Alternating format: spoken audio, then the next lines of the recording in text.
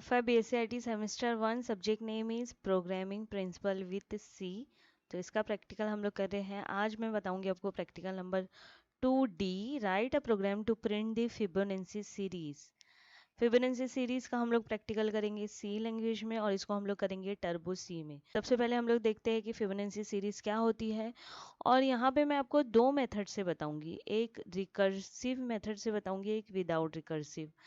तो हम लोग स्टार्ट करते हैं। So first of all we will see what is the Fibonacci series. Fibonacci series हर एक लैंग्वेज में सेम होती है। Python, C, Java, dot net, हर एक में सिर्फ आपको सीरीज पता होना चाहिए और लॉजिक पता होना चाहिए, तो आप हर एक प्रोग्रामिंग लैंग्वेज में ये प्रैक्टिकल कर सकते हो इजीली। तो देखो फिबोनाची सीरीज क्या होती है, ये जो नंबर दिख रहा है ये सीरीज को हम लोग क्या बोलते हैं, फिबोनाची सीरीज। तो ये सीरीज कैसे हम लोग जनरेट करते हैं, नेक्स्ट नंबर जो अगला नंबर रहता है is the sum of the previous two number. देखो 0 1, 0+1 करेंगे तो हम लोग क्या आ जाएगा 1, है ना। 1+2 करेंगे तो क्या आ जाएगा 3, 2+3 करेंगे तो क्या हो जाएगा 5। मतलब अगर मेरे को ये नंबर चाहिए तो ये नंबर कैसे जनरेट होगा, 3+5, उससे पहले के जो दो नंबर है उसको ऐड करेंगे तो मुझे वो थर्ड नंबर मिलेगा। 13 कैसे मिलेगा, 5+8 13। 21 कैसे मिलेगा, 8+13 = 21। ऐसे हम लोग जो नंबर जनरेट हो रहा है ये सीरीज को हम लोग क्या बोलते हैं, फिबोनाची सीरीज।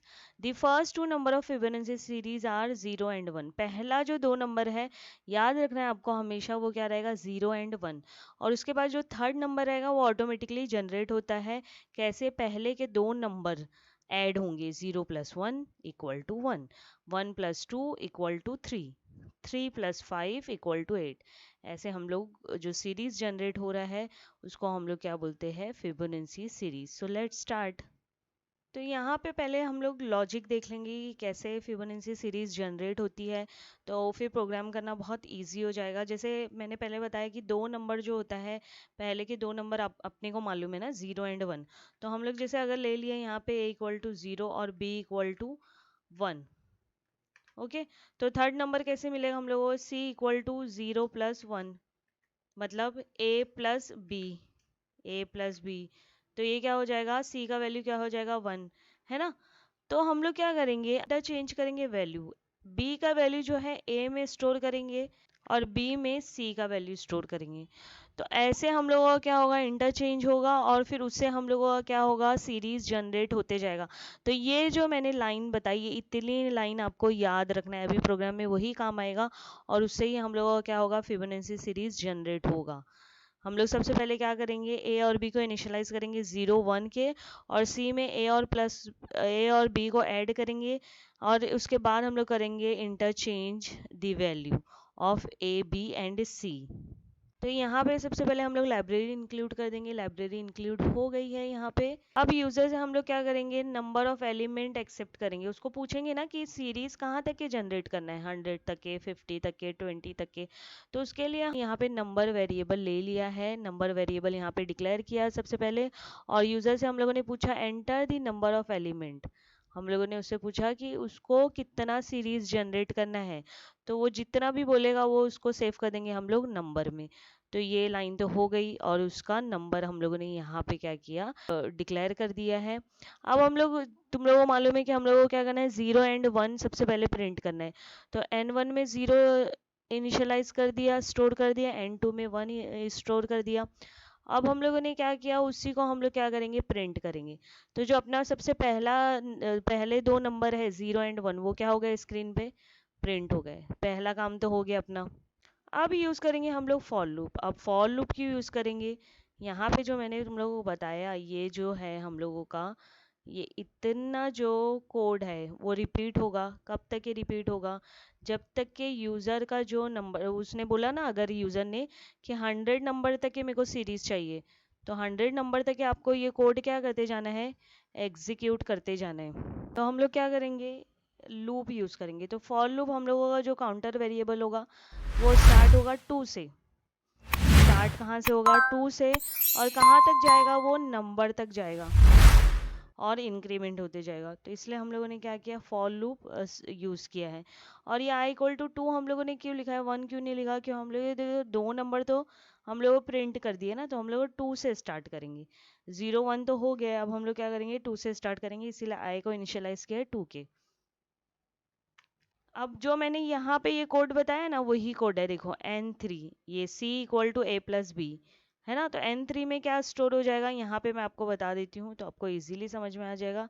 ये हम लोगों का हो गया n1 equal to 0, n2 equal to 1 और n3 क्या है मेरा, n1 प्लस n2, तो क्या हो जाएगा 1। हाँ, अब मैं यहाँ पे लिख देती हूँ n1 n2 n3। अब यहाँ पे देखो, नेक्स्ट स्टेप मैंने क्या बताया था, इंटरचेंज का। सबसे पहले तो हम लोग n3 का वैल्यू प्रिंट कर देंगे, फिर उसके बाद इंटरचेंज करेंगे। सेकेंड वैल्यू को फर्स्ट वैल्यू में डालेंगे, थर्ड वैल्यू को हम लोग सेकेंड वैल्यू में सेव करेंगे। तो यहाँ पे देखो, अभी n1 क्या है हम लोगों का, n1 क्या हो गया, n2 का वैल्यू ना, तो n1 क्या हो जाएगा मेरा 1, और n2 क्या हो जाएगा मेरा 3 का वैल्यू, n3 का वैल्यू, n3 का वैल्यू क्या है 1, तो ये हो गया। n3 क्या हो जाएगा 1 प्लस 1, n1 प्लस n2, तो ये n3 क्या हो गया मेरा 2। तो नेक्स्ट जो सीरीज जनरेट होगी, सबसे पहले तो सीरीज जनरेट होगी 1, उसके बाद 2 है ना, फिर उसके बाद यहाँ पे देखो, उसके बाद यहाँ पे n1 क्या हो जाएगा 1, n2 क्या हो जाएगा n3 का वैल्यू दैट इज 2, फिर n3 क्या हो जाएगा 2 प्लस 1 कितना हो जाएगा 3। तो यहाँ पे हम लोग का प्रिंट क्या हो जाएगा स्क्रीन पे 3। हाँ, फिर अब देखो यहाँ पे n1 क्या हो जाएगा n2 का वैल्यू, n2 का वैल्यू क्या है 2 है, तो n1 क्या हो जाएगा यहाँ पे 2, n2 क्या हो जाएगा यहाँ पे n3 का वैल्यू, तो n2 क्या हो जाएगा यहाँ पे 3, फिर n3 क्या हो जाएगा यहाँ पे 2 प्लस 3 इक्वल टू 5। तो हम लोग क्या करेंगे, फिर n3 का वैल्यू प्रिंट करेंगे, तो क्या हो जाएगा 5 प्रिंट होगा। फिर एक लास्ट बता दे रही हूँ आपको, n1 का value will be the value of n2 that is 3, फिर n2 का value will be n3 that is 5, फिर n3 क्या होगा 5 प्लस 3 दैट इज 8, ये हो गया है ना। फिर क्या प्रिंट होगा यहाँ पे 8। ये कब तक ये लूप चलते रहेगा, जब तक के यूज़र का जो सीरीज़, अगर यूज़र बोलता है 100, तो 100 तक का क्या होगा, ये सीरीज़ चलते रहेगा, ये लूप चलते रहेगा, और फिर क्या होगा आपका, ये स्क्रीन पे प्रिंट होगा। ये देखो आगे हम लोगों को यही चाहिए था। सबसे पहले हम लोगों ने 0 और 1 तो प्रिंट कर दिया स्क्रीन पे, उसके बाद ये वाला जो है हम लोगों को इधर से मिला, ये देखो। अब इसको टर्बो सी में ओपन करती हूँ, एग्जीक्यूट करती हूँ, आउटपुट देख लो। हम लोग दो यहाँ पे फंक्शन ऐड कर देते हैं, CLR SCR, और यहाँ पे एंड में गेट ch। मैं इसको सेव कर देती हूँ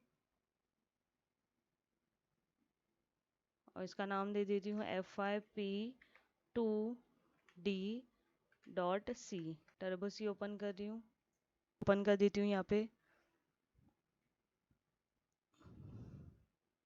ओपन करेंगे हम लोग FYP2D.C। ये हो गया अपना प्रैक्टिकल ओपन। फिर मैं इसको एग्जीक्यूट करती हूँ, आउटपुट देख लो आप लोग, कंट्रोल F9 से। ये मैंने दे दिया enter the number of element, मुझे 10 नंबर्स जनरेट करना है। ये देखो आउटपुट आ गया अपना। टोटल कितने नंबर्स जनरेट हुए, 10। यहाँ पे आप देख सकते हो विंडो में जाके आउटपुट में, ये देखो 1 2 3 4 5 6 7 8 9 10। ये देखो 1 2 3 4 5 6 7 8 9 10। तो 10 नंबर्स क्या हो गए अपने जनरेट हो गए।